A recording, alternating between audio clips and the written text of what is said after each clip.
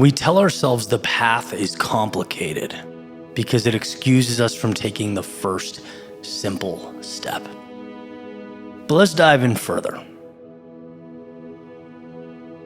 If things are complicated, then we don't have to jump yet. We don't have to feel exposed yet. We don't have to step into discomfort yet. Perfect. Our lizard brains love that. We can instead go on our comfy fact-finding mission, looking for answers that really can never be found. Because what we're looking for only materializes in motion. It only shows up along the way. Sometimes I don't think it's conscious. Sometimes I'm convinced we have no idea we're doing it. Let me give you an example. On this podcast, this channel, I like to share about my friends a lot because I'm fortunate enough to learn a lot from the people around me. So I'm going to do it again here and talk about my buddy Steven Selly. But first, a little context. So recently, I've had some writer's block, just kind of stuck. And believe me, I talk about it a lot. It's not that I'm always stuck. But when I'm not, when I feel like I'm cruising through a particular chapter, I don't share as much because that's not really where I learn the most, right? Most value is in the overcoming. And so that's where I like to, shine my spotlight. And so back to the example, right? Here I am, essentially trying to pivot on YouTube again. As we all know, this is an adapt or die platform. And, while my episodes and stories are popping off on Spotify and that's doing really well, that has not been the case on YouTube, right? At least not recently. And so what am I not going to do? I'm not going to blame the platform. Certainly not going to throw a fit. I have to adjust, right? I have to get better, period. I have to make sure I'm giving as much value to the audience as possible. That's it. That's the thing. That's the challenge. And so I'm thinking, all right, I finished a pretty powerful adventure a few weeks back with some friends. I documented it all. How about turning that into a masterpiece for YouTube, right? And really excited about the challenge, a more advanced production, a pivot to that next level. And so I get all the video clips, I grab my mic, I have these ideas in my head, I have notes in my notebook, I sit in front of my computer. Day after day, I just freeze. It's bizarre, right? I start telling myself, well, maybe you need help. Eddie, why are you even editing, right? Have your editors do this.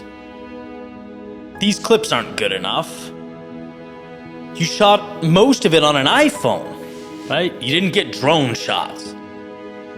This is too much like what I usually do. Oh, now it's too far removed from what I usually do, right? You get the idea. It's like, this internal dialogue driving myself insane. And the video still sitting there with zero progress. Okay, in comes Steve. And Sir Steve has many talents, but one of them is being in front of the camera. The dude has courage, period, objectively. He'll try things. He'll take creative risks.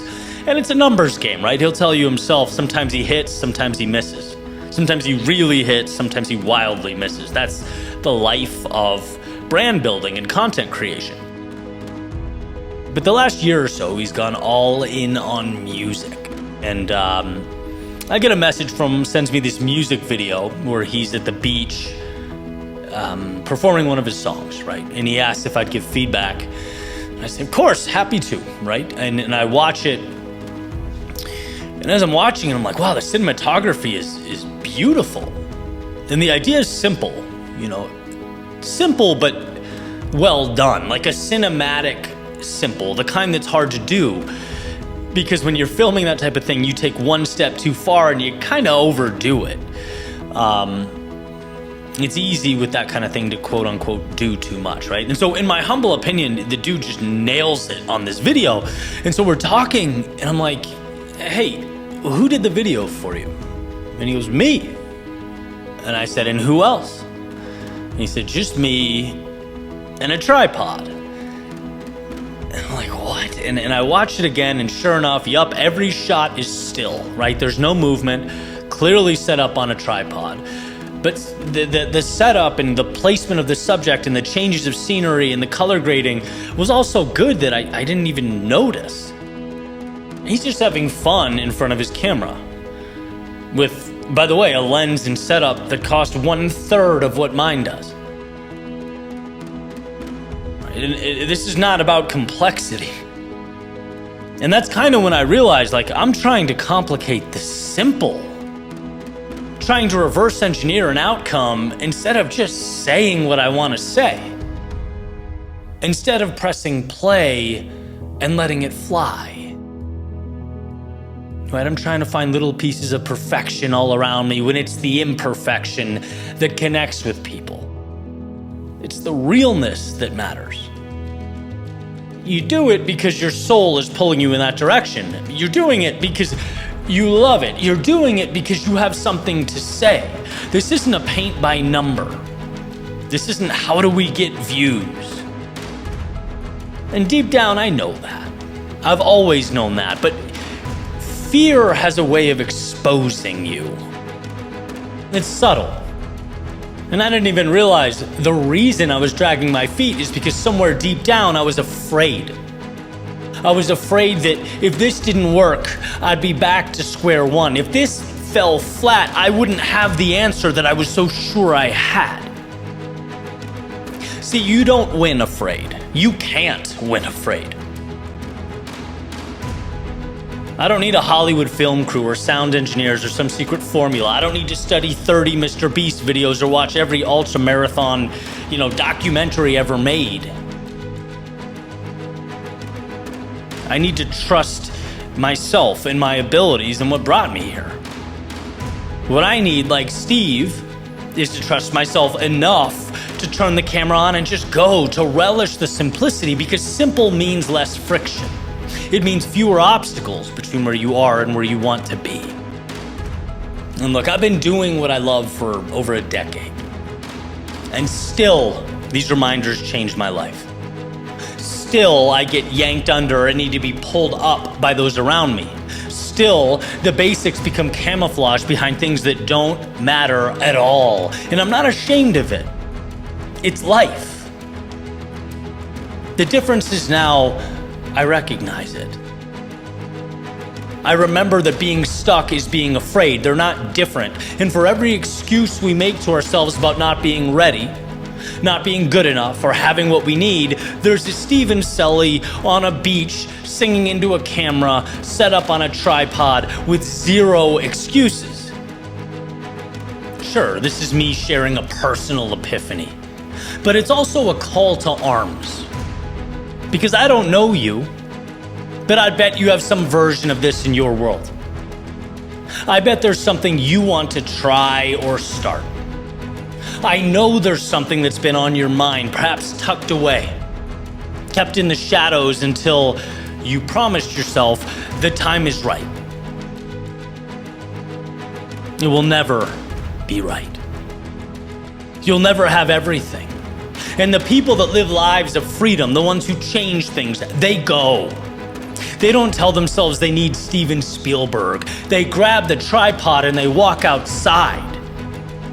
And you, in your world, you have what you need. And when your brain whispers that you don't, know what that is. Fear attempting to take you down. And so here's to making sure that fear misses. Here's to doing what matters to you simply because it matters to you. The rest, not some of the rest or pieces of the rest, but all of the rest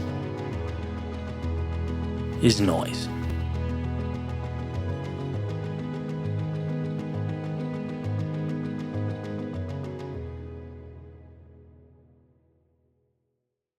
What's up, guys? Eddie here. And before we jump into the next chapter, just a quick note. So, as many of you know, Every single video that I've ever put on this channel has been created with the intent of building momentum in your life. If you want something physical to anchor that momentum, we've created the brand AGNS, or Always Grateful, Never Satisfied, for that exact reason. It's athletic apparel that embodies the very ideas and concepts I talk about every day. Because you're watching on YouTube or Spotify, we've created a code for this exclusive community, YWW20. You can use that on the website, agns.lifestyle, or right under this video on YouTube. All this stuff is there in the shop. Again, code YWW20 gets you 20% off the entire store. It's a great way to support the channel and also elevate your journey. Let it be a reminder to keep showing up. Appreciate your time. Always grateful, never satisfied. On to the next. There's a notebook in the top drawer of a desk that hasn't been moved in years. Second drawer down, left side, under things that used to matter. It's black leather, still stiff at the spine, like it's never been asked to open all the way. If you did open it, you'd find one sentence, written slowly and carefully. Quote, "This is where everything changes," end quote. And then nothing. No second page or mistakes, no proof that anything ever followed, just the idea of a beginning. He remembers the night he bought it, sitting on the edge of his bed, turning it over in his hands like it meant something. And for a moment it did. So much promise. A symbol for everything that could be. There was a feeling, not loud or dramatic, just this quiet certainty that life could split right here, that fork in the road. There was the belief that if he really started, things would be different. He even turned to page 2, held the pen above it, let it hover long enough to almost become real. And then, not like this. Not tonight. I want to take my time. I want to do it right. He looked around the room and thought, I'll wait. For the right energy, the right clarity, the right version of himself to show up first. You know the things we tell ourselves. Because in his mind, it was going to be a perfect day. Clarity, no distractions, that energy you get from the feeling of a new pursuit, right? Time stretching out in front of you like it finally made sense. He closed the notebook and set it in the drawer. It was going to be such a perfect day, that day that never came. The next morning, the sun came up. Didn't feel like a beginning. Felt like traffic, felt like emails, like small things stacking into a day that didn't really feel worthy of something big. This was the ordinary, nothing to celebrate here. So we waited again. Not out of fear. This isn't a monster in the closet thing. It's just out of respect. Maybe that's the best way to put it. I don't want to rush it. I want to do this justice. This is going to change everything. Let's give it the respect it deserves. And that's the part that hides. Because hesitation dressed up as intention can pass for discipline. So the drawer stayed closed. And the idea stayed perfect. Untouched, unchallenged, unreal. In his mind, it still glistened. It was such a perfect day. That day that never came. Years didn't pass all at once. That's not how they slip by. They elude us, quietly. In between routines that felt productive enough to avoid asking harder questions. Every so often he would open that drawer. He'd look in there. Not to write, but just to check. To remind himself that it was still there, that he hadn't given up. No, not him. He could start, but not yet. And that was enough. It was enough to keep the story alive without ever having to live it. Because as long as it stayed untouched, it stayed perfect. No bad chapters, no doubt, no proof or evidence that he wasn't who he imagined himself to be, just potential, preserved, just possibility in a glass casing. Waiting for a version of life that would finally feel worthy of it. Waiting for what he knew would be such a perfect day. That day that never came. Now, you've probably put this together. It's always easier to from the outside in, but he never did. He never realized that there is no day that arrives on a platter, clean, perfect. No morning where you wake up fully aligned, fully ready, without resistance. There is only this. There is this unfinished moment, this imperfect opening, this version of you as you are. The same kind of moment he had that night with the pen hovering over page 2, the same one most people step away from. Everyone has that drawer. Everyone has that notebook. Just different targets, different goals, different dreams tucked away. Because starting, it does something dangerous. It makes it real, and once it's real, it can be wrong. Once it's real, it can be criticized. It can be messy. It can fail. But we forget once it's real, it can also become something. And that's the trade-off.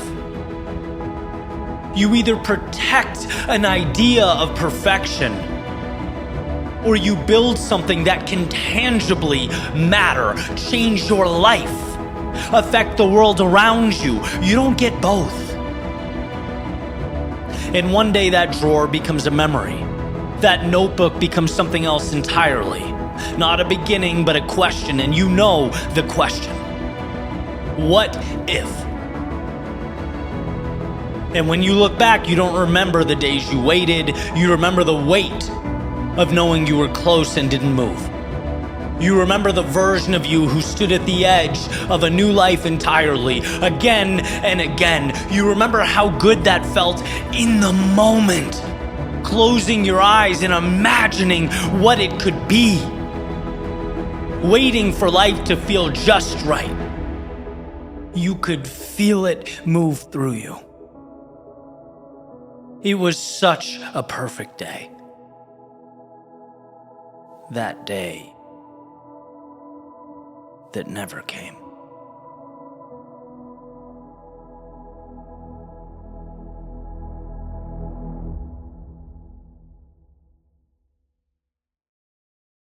If this were my last time picking up a pen, turning thoughts to words and words to sound waves, what would I want most to say? Man, what a question. Well, I suppose I'd start with that very notion. The last time, right? The idea that any point could be the last time. The last time you pick up your pen, call a loved one, go on a jog. Like, we just don't know, right? And the word urgency probably isn't the right framing, but I would point to the magic in giving the present, the now, the respect that it deserves.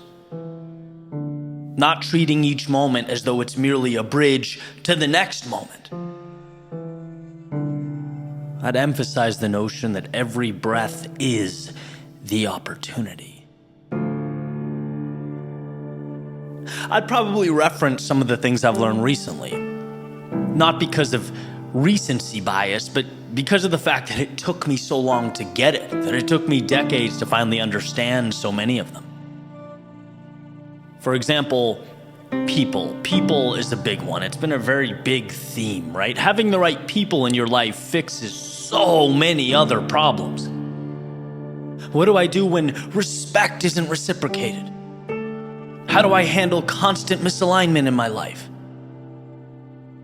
Where do I grow and enhance my energy when it feels suppressed? Well, if you treat your inner circle the same way security treats a vault at a bank, so many of those questions solve themselves. Spend your time cultivating a circle that lights up your life, not constantly patching up holes left by people who let you down.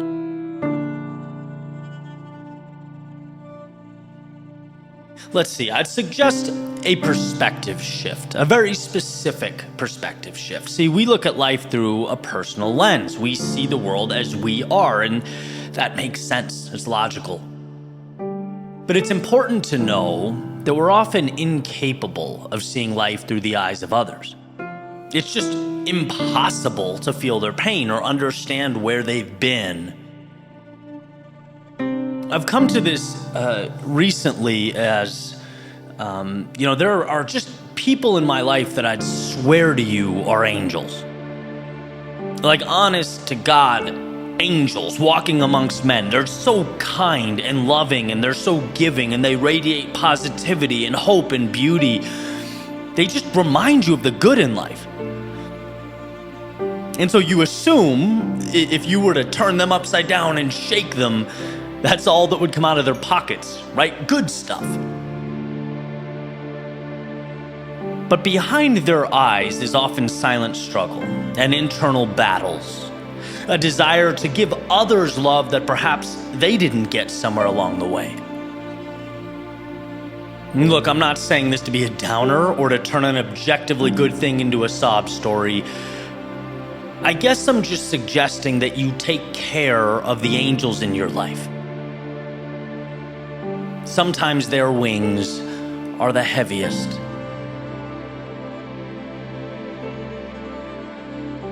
I'd probably remind you of this. I'd remind you that you can go away for years, and when you came back, things would pick up right as they were. You'd see the messages weren't urgent, the emails didn't matter, the job was one of many, the clothing was stupid, the title didn't mean that much. And I get it, we have to play the game to some extent. I certainly play it. But it helps me to remember this stuff doesn't matter as much as we sometimes fall into the trap of thinking it does. Give me a bonfire, good people, and some reminiscing over a cold drink or two over all that stuff. Right? That's one of the cool things about having moved so many times over the last decade. I've realized that, I'd rather be broke with people I love doing something that excites me in a small mountain town than rich and lonely in Miami. And I don't think I'm unique there. Am I saying stop climbing? No. Absolutely not. Go, push boundaries, dive fully into life. See what this short time on our floating rock can become. Just don't let it consume you. In other words, protect your North Star. What else? Well, I'd probably talk about the things I'm most proud of. And right on top of that list would be the messages over the years from people saying simply, Eddie, thanks. That connected. That meant a lot. Or you helped me look at this situation differently. I have momentum again. That's what it's all about.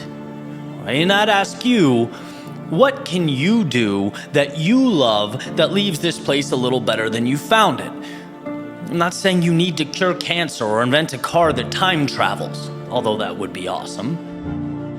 I'm saying simply, there is a personal fulfillment that materializes when we seek to become a net positive in the world. Again, hear me, I'm not virtue signaling. This is me shining a spotlight on something that is so easily overlooked. When you think about adding value, When you think about serving, just like I mentioned earlier, you solve so many problems at once. People want to be in your orbit. You make beautiful connections. You feel fulfilled and excited. Value very often translates to financial needs being met and often exceeded. Just generally, you live a life of purpose. If you want to spend your life broken, financially struggling, and alone, simply repeat the mantra, "What's in it for me?"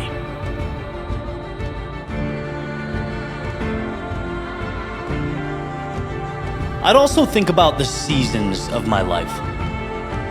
I'd think about running around, partying in college, squeezing every drop out of Friday and Saturday night, saying never again on Sunday, going to work Monday, then counting down the days until Friday. I'd think about the artist in me that pushed me down a road I couldn't have even imagined. I'd think about the times I got too conservative with my ambitions and forgot who I was. I'd think about the times I linked with the wrong people, the times I found myself lost, the times I was on top of the world. I'd see that it all mattered. It was all necessary. In fact, I could easily trace the best of times to the seasons I would have, while in them, deemed the worst of times. It's all one giant roller coaster ride. The pain always becomes a seed planted into the earth, waiting to sprout into something better. The wandering always brings you to some door on the fringes of life that takes you exactly where you needed to be, places you couldn't have planned. I'd suggest that we think of life not as a right or wrong thing, but as a series of valleys and summits. Interchangeable and interconnected like the ocean tides. When you're hurting, when you're down or lost, I'd remind you to keep your head up, to conquer one rock at a time and trust that something new is ahead. Because something new is always ahead, as long as you march on. If this were my last time picking up a pen, turning thoughts to words and words to sound waves, I'd encourage you to pick up your pen, to tell your story. For younger you, present you, and older you. For the ones you love, the angels in your life, and even the passers-by you've never met before. I'd encourage you to fight that little bit of resistance in your stomach that wants you to stay small, that says there's no need to go or try or begin. I'd say there's a version of you that can light this place up. I'd say there's a chapter ahead that will leave you breathless. There's a journey around the bend that can become a map for others, a door for the new possible. There's a wilderness in need of the courageous, those willing to point their compasses towards the horizon and explore. If this were my last time picking up a pen, turning thoughts to words and words to sound waves, I'd tell you to lace up your shoes, open the door, and go.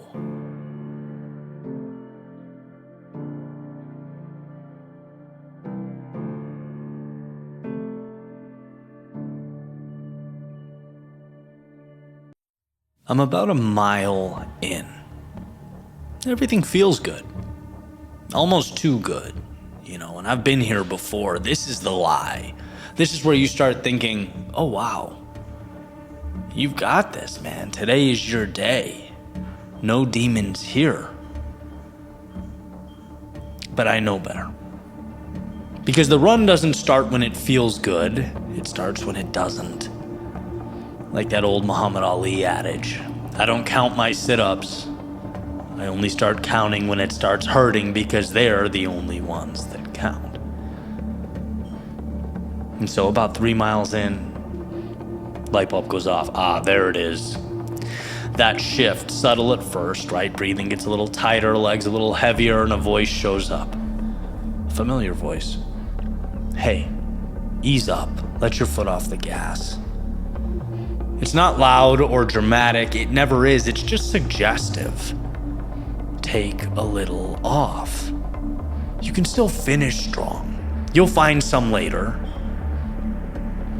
And that's how it happens. Not collapse. Never collapse. It's drift. And I feel it, right? That version of me, the one that negotiates, the one that says, maybe it's right. We don't need to push here. We can make it up later. And I've listened to him before. That's the dangerous part. He sounds like me. But then another voice cuts in, quieter, sharper. Nah, Eddie, that's not who you are. Right? And now it's not about the race anymore. It's about identity, because nothing around me has changed. Same road, same body, same sky, same landscape.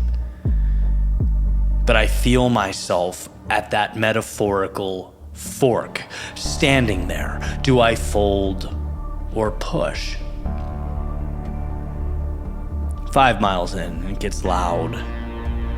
Everything in me is screaming now, right? Slow down. Just survive this. Just get through. This is where most people think the battle is physical. It's not. It's permission. Permission to back off. Permission to break character. Permission to become someone else just for a moment. And I've done that. I've stepped away from who I said I was just for a second. But you see, that's all it takes. A second. Because you break once and it gets easier to break again and again and again. But today, I catch it right as it starts. That thought, hey, you don't have it today. Ease up, chill out. And I stop it in its tracks. Not with motivation or hype, just a decision. No, that's not me. And then nothing changes except everything.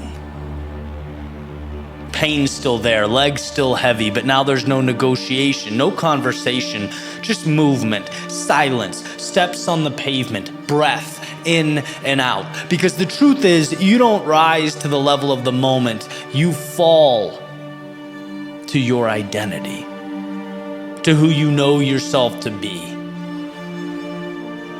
to what you see back when you look in the mirror. Who are you? 8 miles in, I'm not thinking anymore. There's no story left, no justification, no how much longer, just one thing, hold the line. It's a very simple job, not an easy job, but it's simple. And amidst chaos, simple is everything. This is who I decided to be. Not at the start line or when it felt good, but here. And that's how it all works. If you see yourself as someone who conquers, you don't magically feel stronger, you just stop giving yourself a way out. No more off-ramps, no more cracked doors. It's funny, the people that have no plan B, they tend to figure out plan A.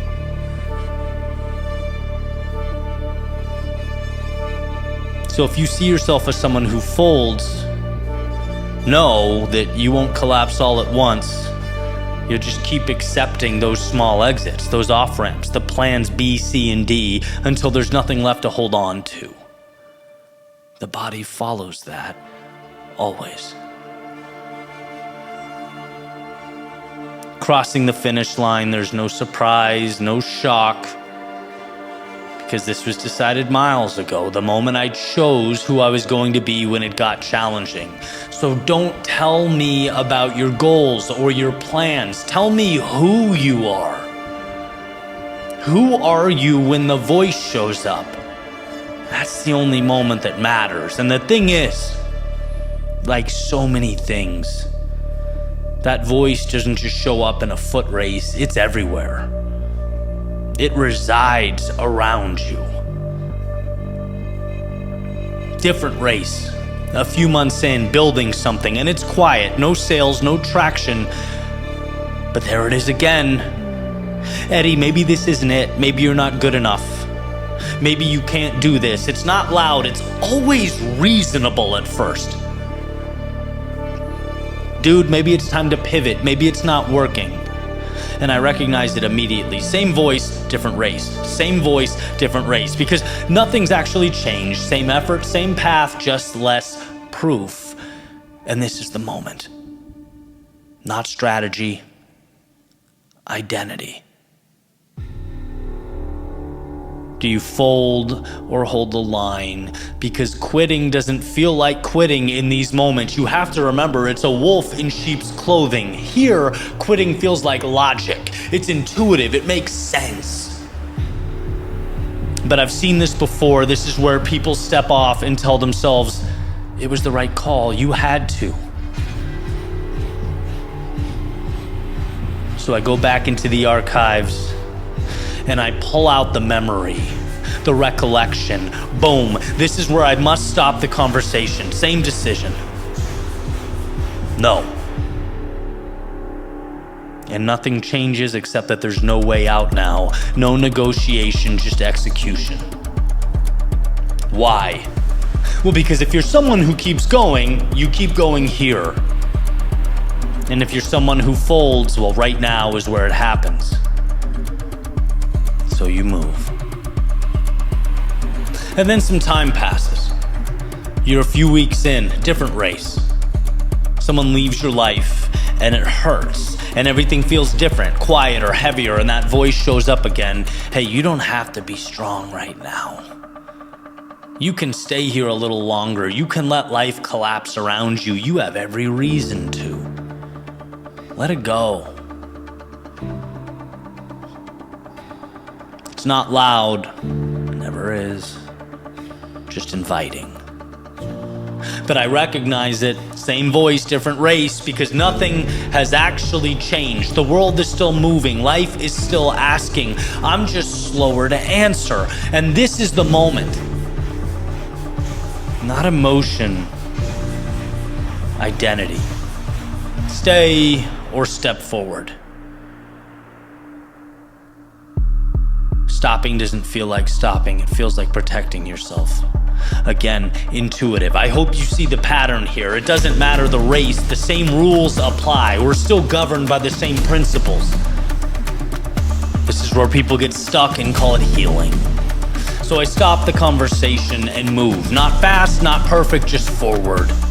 Because if you're someone who keeps going, you keep going here. And if you're someone who folds, this is where it happens. Different race, same test, same answer. That's the truth. It's always the same moment. Different stakes, but same decision. See, and in all three of these examples, it's not about being the strongest. It's not about never feeling doubt. It's not about avoiding the voice, so that voice will arrive. It's about who you believe you are when it shows up. Because if you identify as someone who pushes through, you don't need perfect conditions. You don't need certainty. You don't need proof. You need a decision. And if you don't identify that way, you'll simply keep finding reasons to step off. So again, I'll leave you with this. The question isn't what you're facing. It's not the particular race or the context. It's not the business. It's not the loss. The question is, who are you when it gets hard? Because that moment, that decision, that answer decides everything.